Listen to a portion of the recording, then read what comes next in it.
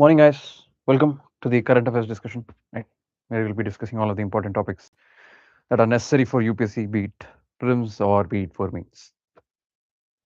And today we are going to discuss 19th June's paper. Right. So let's start the discussion. Is it lagging?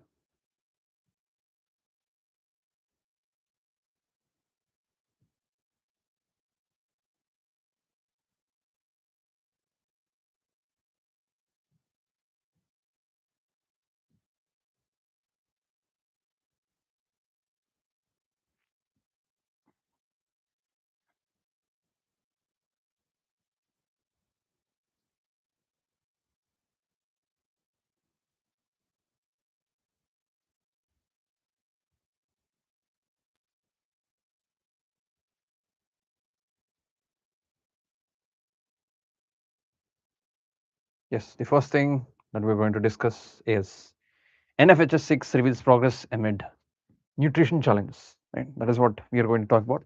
And this is talking about how NFHS 6 had improvements. While it had improvements, it also has some drawbacks. We've discussed about NFHS 6 in the previous, what do you call, current affairs classes, right? Compared to NFHS 5, compared to NFHS 5, compared to the, okay, NFHS 5, NFHS 6 has less indicators, right? Told you that NFHS 5 had nearly 131 indicators, right? 133 indicators, whereas NFHS 6 only has 101 indicators. They have removed some major indicators and they have added some minor indicators, which is actually telling how India or Indian landscape is changing. Right? It's talking about it changed some aspects and it added more, including digital aspects, right? Digital literacy or digital health and digital transactions. These are the things that it has actually added, right? And NFHS 6 actually had seen some changes. And in this class, we are going to see what are the changes that NFHS 6 had taken place, right? Firstly, it is talking about how there are some indicators. India has improved in multiple healthcare or hospital and vaccinations. In many aspects, India has actually increased a lot. And while it has increased a lot, that clearly does not mean that better healthcare does not mean that everything is proper, right? While there is healthcare, while there is some indicators that are showing positive in nature, it doesn't mean that everything is good.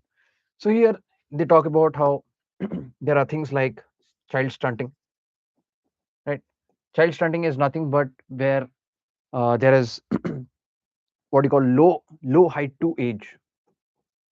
Low height to age is nothing but child stunting. Other than child stunting, they also talk about child wastage, right? Child wastage is nothing but weight to age, weight to height. Low weight to low height is nothing but child wasting. And the main reason these things happen is because of obviously malnutrition.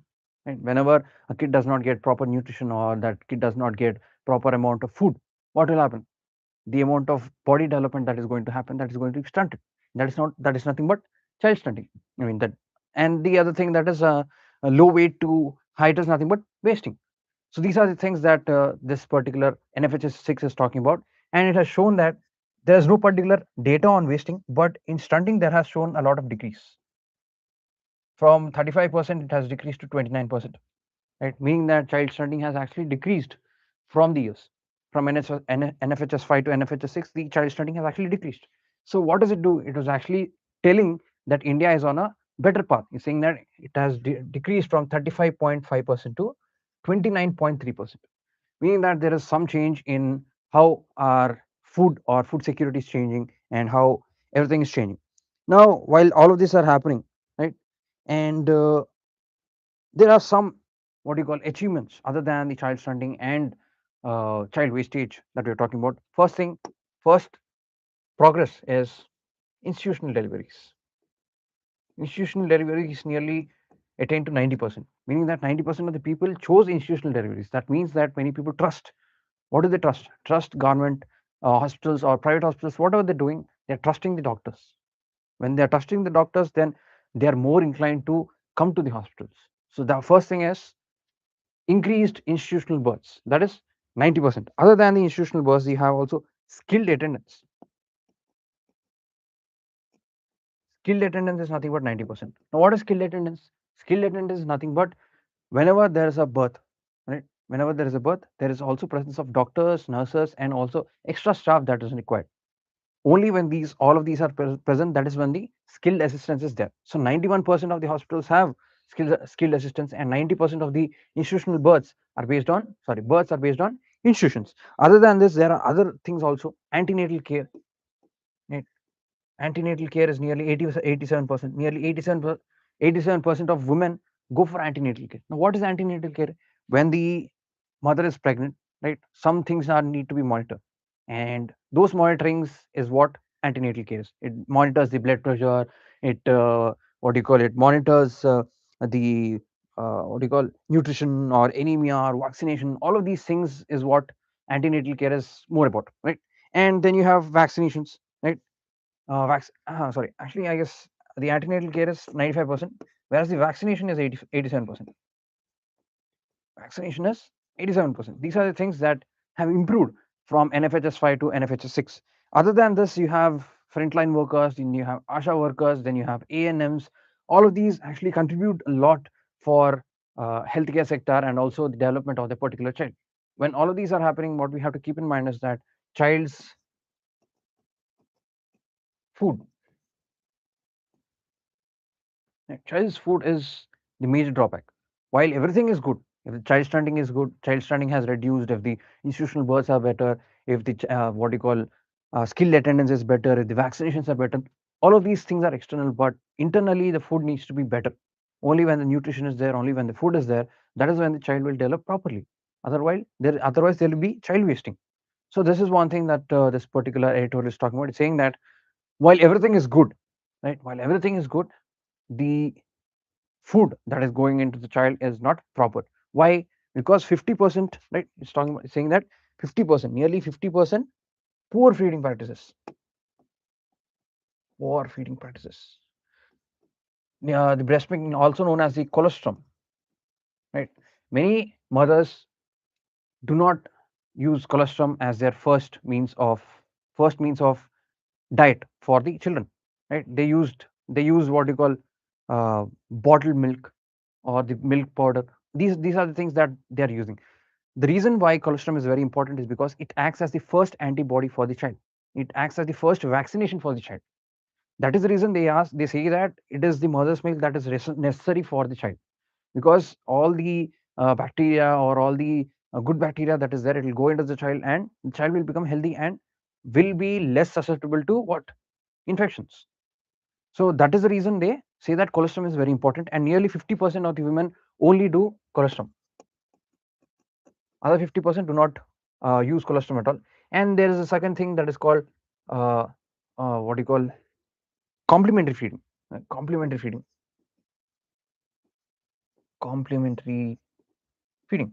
Now, what is complementary feeding? Complementary feeding is nothing but eggs. Other than the colostrum, the child also needs some food that includes mashed vegetables or protein or something, right? Something that would help that particular child develop. So that is another thing that is needed. While the complementary feeding is there, and this complementary feeding is usually done after 6 months, right? That is called in what do you call in the uh, Hindu culture. There is this thing called annaprasana. Annaprasana is when they are feeding the child the first food, right? The first food other than what? Other than milk. So this would ensure, what would it ensure? It would ensure that that particular child is getting nutrients not only from milk but from mashed vegetables or dal or protein or something other than milk is what annaprasana is. And complementary feeding is actually very important, right? And there is no particular adequate diet. Only 15% children are getting an adequate diet where it includes vitamins or what do you call nutrients and protein, carbohydrates, all of these things. Only some children are getting. So that is another drawback that this particular editorial is talking about. Other than that, you have maternal time poverty. Now, what is maternal time poverty?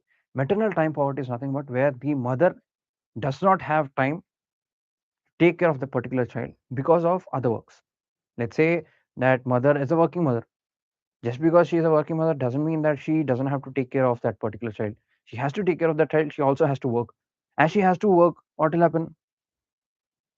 doing other things, then forgetting some things. Due to these, there is also wastage of food. So that is another thing that is important, right? And other than that, there is processed food trap. As I was telling, only 50% of the mothers use colostrum. Other mothers use what you call as powdered milk or uh, bottled milk. These are the milks that they are using. As they are using these, what happens? There is high amount of processed food, and processed food is obviously not healthy for anyone. Not only for the adults, it is also for the children. Even it is not healthy for the children as well. And other than that, there is growth faltering. Right? Child stops gaining expected height or weight just because there is no proper nutrition. As there is no proper nutrition, the child stops gaining proper weight and height. This is another thing as child faltering. So what have we discussed about? We discussed about how what do you call, there is a child food trap, and how the mothers are neglecting, due to which there is high amount of maternal time poverty. And that is why it is important, right? The first 1,000 days are very important for a child, right? Because that in those first 1,000 days, right, first 1,000 days is nothing but birth, from birth till 2 years. This is the first 1,000 days. In these first 1,000 days, it is very important for the child to get adequate nutrition. If that child does not get adequate nutrition, what will happen is the child stunting will happen, child wasting will happen, child faltering will happen. All of these will happen during that time. So that is why the first 1,000 days are very important, and they have to take care of all of these. And in these, there are schemes like Poshan Abhiyan, right? Poshan Abhiyan is only talking about severely malnourished children. But other than that, it should actually focus on malnourished children, and it should not wait till some malnutrition has become more severe. What should it do? It should ensure that that particular child is getting the nutrition before getting severely malnourished. That is another thing that we should focus on, right? Poshan Abhiyan.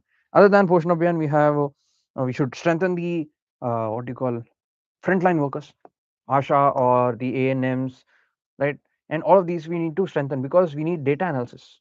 Data analysis is very important, and more amount of nutritionists is very important, because as the components of the food are changing, as the fertilizers that we are using are changing, as the quality of the food is reducing, we need more nutritionists, because now nutritionists can help us survive longer. So just for us, as important as the nutritions are, just like that, even for children, nutritionists are very important. So that's the other thing, right? Include developing the frontline workers. And lastly, we need to uh, there's one thing that everyone has to keep in mind, that is gender perspective. What is gender perspective? Where the care of that particular child is not only the responsibility of women, it is also the responsibility of men, right? And men should take care of the child as much as the women. Only then there is shared responsibility, and there is much greater attention given to the child, which should help that child grow into a proper adult. So that is what this particular editorial is talking about, right? Other than that, you have real barriers to trade are no longer tariff. It's talking about how tariff is no longer the real barrier. There's this thing called non-tariff barriers. Tariff means what? Tariff means paying something. What is non-tariff? You're not paying, but there's still a barrier. What is this? What is that barrier? It can be some compliance check. It can be some product analysis. It can be some measure, some sanitary or phytosanitary sanitary measure. Right? It can be anything. Right? Anything that is not monetary but is stopping that product is called non-tariff barrier. Now, this article is saying, ever since the WTO came into existence, right? WTO came into existence in 1995. Ever since that has happened, the tariff barriers have started to reduce, because over the time, all the countries started to talk to each other and have reduced tariff barriers. So, on the monetary levels, everything is stopping. But what you need to understand is that all the countries are still very aware. They don't want their uh, citizens or their country to suffer. So when they don't want their country to suffer or their citizens to suffer, and there are no tariff barriers, what will they do?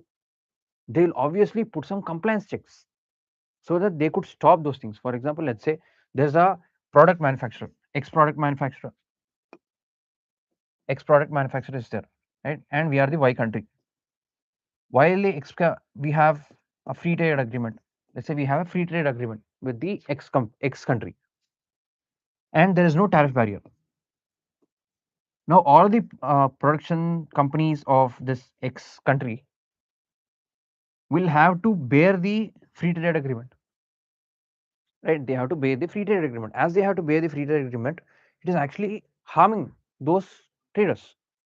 So, in order to save those traders, what will the X country do? It will put compliance checks so that instead of putting tariff barriers which can actually harm the relations with Y country, it will say that we are doing this to protect our citizens. It will say that we are using this particular X or Y measures to protect our citizens. So indirectly, it is putting a barrier so that Y country cannot trade with X country. The main example that we can see is carbon border adjustment mechanism. CBAM is something that European Union has made. What is CBAM? CBAM is nothing but using carbon leakage. Carbon leakage as a means to tax them. What is carbon border adjustment mechanism? Whenever a product is made or whenever a product which is highly carbon intensive is made, you have to pay some tax, right? And for that there is compliance check. If this particular product is made is carbon intensive or not, is this particular product made in the right way, is this product has this product used the right amount of ingredients. These are the compliance checks that are actually happening in carbon border adjustment mechanism. This is nothing but a non-tariff barrier, right? So that is what this particular editor is saying that the real barriers to trade are no longer tariff, meaning that over the time all the tariffs are starting to reduce. If you actually see, we have many trade agreements. We have many trade agreements with many countries. For example, we have European Union. We have FTA with European Union, where we have environmental protection check. We have then CBAM. Then we have what do you call sanitary and phytosanitary measures, and then we have packaging rules.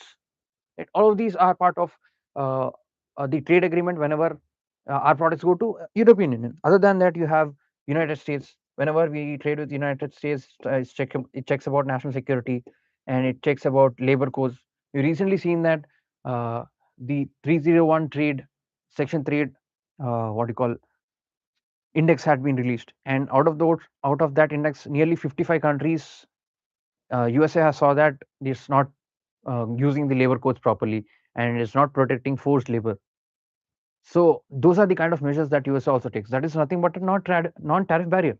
So just like how EU is doing, similarly USA is also doing, right? And just like that, India had experienced many, right? It has experienced many non-tariff barriers. For example, let's say there is Asian. We have Asian FTA. Then other than that, we have also this thing called Japan FTA, Japan's FTA. We have an FTA with South Korea, right? We have all of these FTAs and we have experienced the non-tariff barrier aspect in all of these FTAs. How in Asian FTA, if you actually see, we have what you call Indonesia pharmaceutical registration rules. Indonesia pharmaceutical registration rules, meaning that until unless that particular pharmaceutical product has complied with Indonesia's regulation rules, that will not go to that particular country. Other than that, we also have Thai's custom delays. Right? We have Thai custom delays. Then you have Japan FTA. In the Japan FTA, you can actually see that each and every drug, right? They say that each and every drug requires an approval of 5 to 7 years. Right? It requires an approval of 5 to 7 years. Similarly, in South Korea, while there is no trade deficit or there's no trade problem, but it has to each and every product has to go through multiple checks. Only when it goes through multiple checks, then it can go to that country and it will be able to sell. So those are the things that are there in this particular editorial.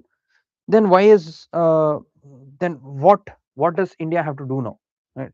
When all this is happening, India has to do something. Until and unless India does something, India won't benefit from anything. What should India do? India should firstly negotiate non-tariff barriers. Obviously, when tariff barriers were present, India started to negotiate tariff barriers. Now, when non-tariff barriers are present, what will India do? India would obviously negotiate the non-tariff barriers. That is the first aspect. The second aspect is look at everything from our side. Just because they are putting a non-tariff barrier doesn't mean that they don't want trade with us. They want trade with us, but they want it in a free and transparent manner. So let us make things transparent. Only when we make things transparent, then people would be willing, or the countries would be willing to trade with our country more. Right. So those are the two things that India has to do. Right. That is all about this particular editorial. Then you have this: is India producing more graduates than what economy can absorb? It's talking about a debate between two people, saying that is India producing more jobs, I mean more graduates, or that the economy can absorb. But what you need to see is, from the outside we can see that many graduates are actually there. Right? There are many colleges, right? There are many engineering seats, there are many degree seats, there are many medical seats. All of these seats are there, and many colleges are coming into existence. While all of this is happening, many of them are not being employed. Right? Now, what is the reason is what this particular discussion is about. Okay, the main thing that they are discussing is that, firstly, we have what you call high amount of graduates being produced in the economy, but the economy is not creating what you call quality jobs. One is job, the second is quality job.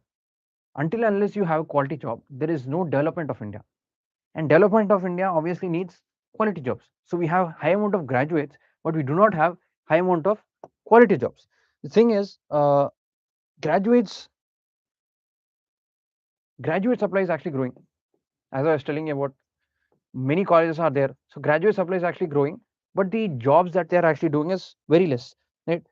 Second thing why there is no amount of employability is because skill mismatch. What is skill mismatch? In the degree colleges, they teach them theoretical knowledge. Right? They teach them theoretical knowledge, only theoretical knowledge, or something that is based on non-practice. Right? But what does reality need? Reality needs teamwork. Reality needs practical knowledge. Reality needs application. The people or the graduates that are actually coming out from the colleges do not have these kind of knowledges. So when they coming into the what you call job economy, they do not have high amount of opportunities. That is another thing that is an issue. Right? First is that high amount of graduates are going. Second is there is high amount of skill mismatch, and third thing is there is high amount of AI disruption. We all know that artificial intelligence has come. What it has done is that it has replaced some jobs. The jobs which were actually manually done, it has replaced some jobs. As it has replaced some jobs, there is high amount of AI disruption. And the fourth thing that is part of it is that there is capital intensive growth. What is capital intensive growth? Capital intensive growth is nothing but presence of semiconductors, presence of AI, presence of what you call automation. All of this is nothing but capital intensive growth. And then you have automation in manufacturing. Right? What is automation? Automation is nothing but in manufacturing. Then you call automobile. Then you have phone manufacturers. Then many industries, smartphones. In all of these industries, there is high amount of automation. That is why there is less amount of jobs, right? But what you need to see is that while it is saying that there is more number of graduates, right? While it's saying that there's more number of graduates, but there is also some mismatch. What is that mismatch? There's too few high quality jobs. As I was saying, there's very few high quality jobs. As there are very few high quality jobs, many people are hesitating to stay in India, and they're actually moving abroad. Right? If they are not moving abroad, they are actually aiming for some government exam like UPSC. So that is the reason why many people are hesitating, and many graduates are also hesitating from the job losses. Right? And there is only one solution, and that one solution that the particular argument is talking about is entrepreneurship. Entrepreneurship. Only when there is high amount of entrepreneurship, or an ecosystem where there is high amount of entrepreneurship, then all the graduates that are actually coming out will be more valuable to the Indian economy. Otherwise, what will happen? They'll become a burden. They'll only be consuming, and they'll not be producing. Production is what is important for the growth of a country, not consumption. Consumption will increase the import bill. Right? Production will increase the export bill. So for a graduate, or for a person to be valuable for the country, they need to produce more rather than consume more. So that is another thing that this particular editor is talking about. And lastly, it is saying that how we need to increase the research and development. Only when we increase the research and development, then we'll be able to look at the entrepreneurship or look at the quality jobs that are there in the job ecosystem. Yes. So that is all about today's newspaper analysis. Thank you guys. Hope you guys have learned a lot. Thank you.